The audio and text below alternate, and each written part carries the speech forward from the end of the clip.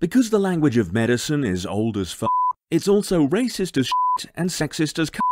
For instance, the word hysterical means the madness of the womb.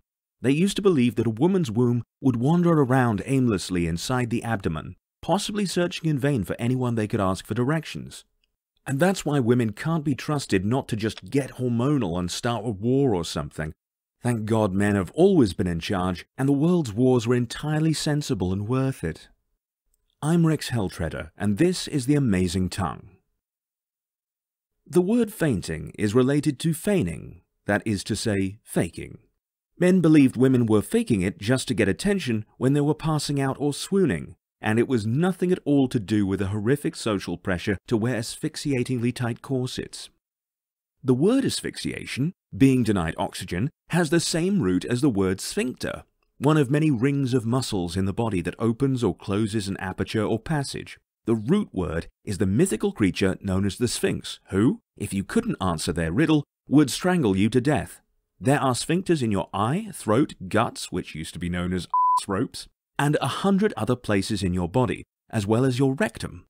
Rectum is related to rectangle and rectify because it is the straight part of the intestines. The sphincter in the iris of your eye controls the size of your pupil. The pupil is Latin for little doll, because if you look closely at a person's eye, you can see a very small reflection of yourself.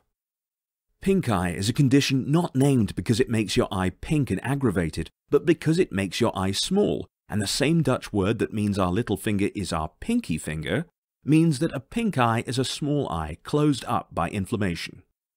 As is tradition with diseases, we blame them not on microbes, but on foreigners. You may be aware that the Spanish flu of 1918 had nothing specific to do with Spain, but because Spain wasn't joining in with the First World War or censoring its news, it was publicly admitting to suffering from the disease, despite it probably originating in France or America. Influenza hundreds of years ago meant suffering the influence of the heavens, so it could just as easily have been called something cool like star sickness or cosmic rattles or astroenteritis. Another example of this jingoism was syphilis, which had been called the French disease in Italy, Poland and Germany, and the Italian disease in France.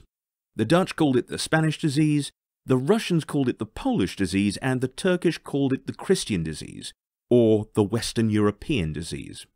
The name that we use, syphilis, comes from a doctor's poem from the 1500s, because that's apparently a fine way of writing up your findings back then in Latin, in which a shepherd boy called Syphilus has this disease. Doctors, of course, are men of rationality and learning, and would not tribalistically blame a disease on some foreign power.